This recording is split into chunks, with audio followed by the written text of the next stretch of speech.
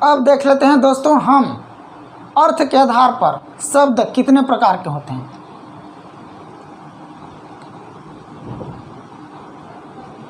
अर्थ के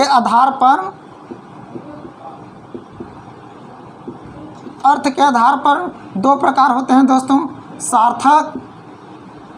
सार्थक शब्द और निरर्थक शब्द।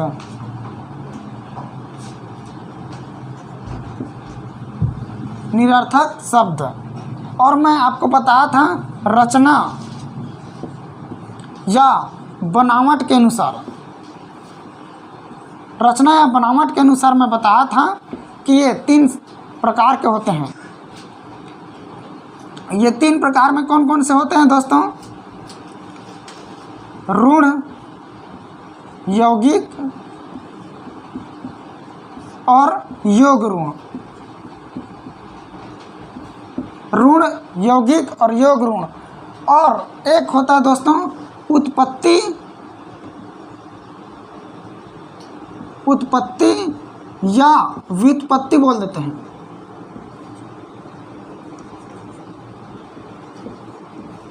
उत्पत्ति या व्युत्पत्ति के अनुसार, उत्पत्ति या व्युत्पत्ति के अनुसार शब्द के भेद, इनके मैं प्रकार बताया था दोस्तों आपको 4 प्रकार। तत्सम, तद्भव, देशज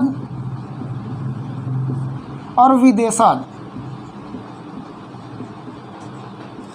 तो अब हम दोस्तों देशज शब्द को पढ़ेंगे, क्योंकि ये ऋण, यौगिक, योग ऋण को मैं पढ़ा दिया हूँ आपको। तत्सम, तद्भव भी मैं पढ़ा दिया हूँ। देशज और विदेशज बचा है, लेकिन मैं आपको सार्थक और निरर्थक शब्द नहीं बताया हूँ। तो मैं आपको बता देता हूँ पहले सार्थक और निरर्थक शब्द, उसके बाद मैं देशज और विदेशज शब्द बताऊँगा। सार्थक और निरर्थक, सार्थक शब्द और निरर्थक शब्द को मैं बता देता हूँ, उसके बाद मैं देशज और विदेशज को बताऊँगा। तत्सम, तद्भव हो गया दोस्तों। मैं यहाँ बता दे रहा हूँ सार्थक शब्द। सार्थक शब्द, सार्थक शब्द जैसे दोस्तों जल, पानी,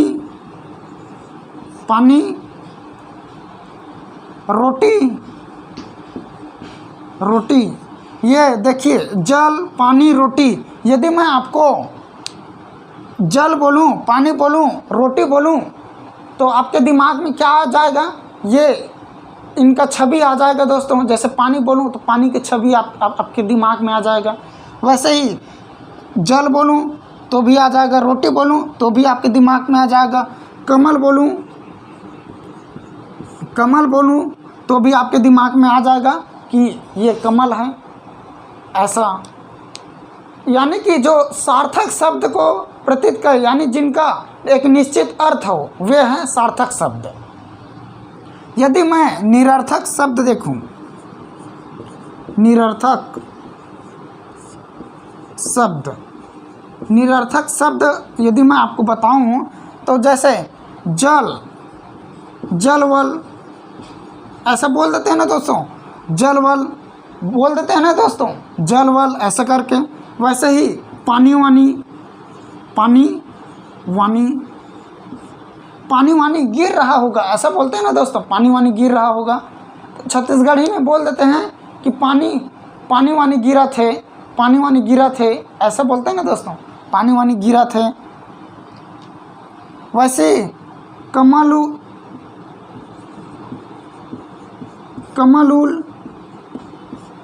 उल हो ही, ऐसे बोलता ना दोस्तों, कमल उल हो ही ऐसे बोलता।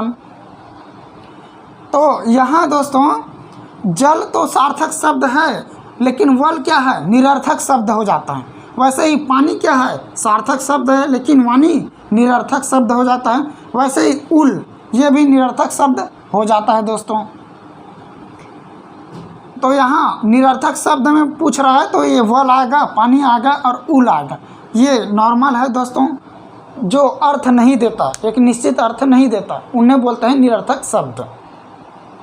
चलिए अब देख लेंगे हम देशज शब्द और विदेशज शब्द।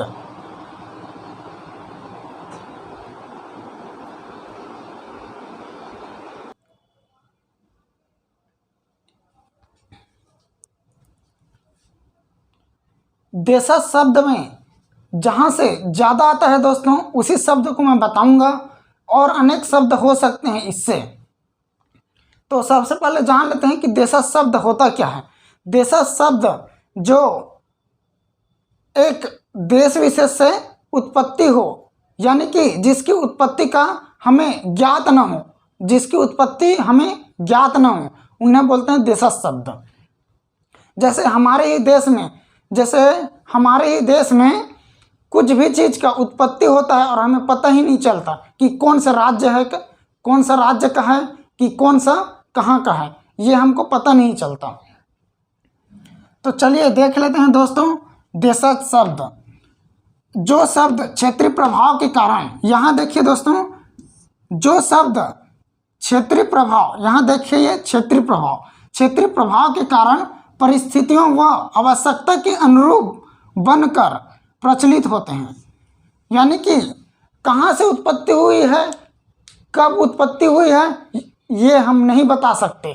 वह आवश्यकता अनुरूप उत्पत्ति होती है और हमें पता ही नहीं चलता। वैसे ही वे शब्द जिनकी उत्पत्ति का पता न चले उन्हें बोलते हैं हम देशज शब्द। चलिए देख लेते हैं दोस्तों कि देशज शब्द में कौन कौन से शब्द आते हैं। यहीं से सबसे ज़्यादा प्रश्न पूछा जाता है दोस्तों, इतने से ही सबसे ज़्यादा प्रश्न पूछा जाता है। पगड़ी देसी शब्द है, देशज शब्द है।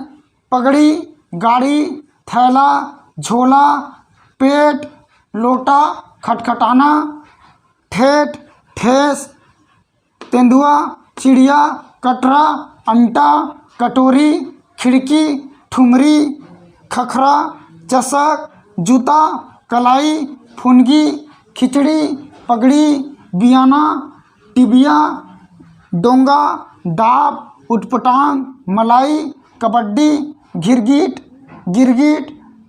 गड़बड़, आग, खेत, खटर पटर, गोबर, फाटक, कोठा, खर्राटा, जुगनू, खटाखट और अनेक शब्द हो सकते हैं दोस्तों।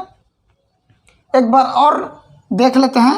पगड़ी, गाड़ी, थैला, झोला, पेट, लोटा, खटखटाना, ठेठ, ठेस, तेंदुआ, चिड़िया, कटरा, अंटा, कटोरी, खिड़की, एक कटोरी को मलिया भी बोल देते हैं दोस्तों, मलिया, कटोरी, खिड़की, ठुमरी, खखरा, जूता, चषक, जूता, कलाई, फुनगी, खिचड़ी, पगड़ी, बियाना, डिबिया, डोंगा, डाब, उटपटांग, मलाई, कबड्डी, गिरगिट, गड़बड़, आग, खेत, खटर पटर, गोबर,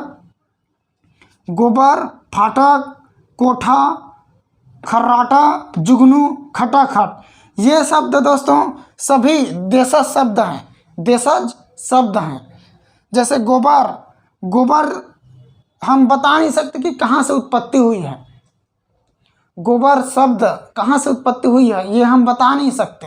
हालांकि गौ माता से मिलती है, पर हम बता नहीं सकते कि ये गोबर शब्द कहाँ से है।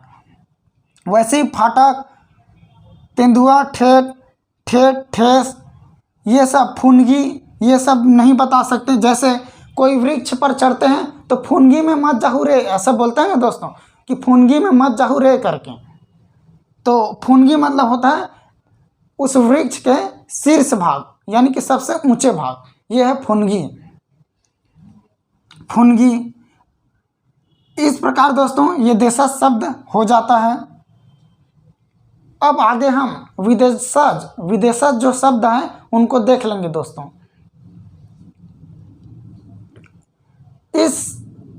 इस क्लास में यदि आपको कुछ नया जानकारी मिला हो तो इस चैनल को लाइक, सब्सक्राइब और शेयर जरूर कीजिएगा दोस्तों, ताकि आपको ऐसी नया जानकारी आपको प्राप्त हो सके। धन्यवाद।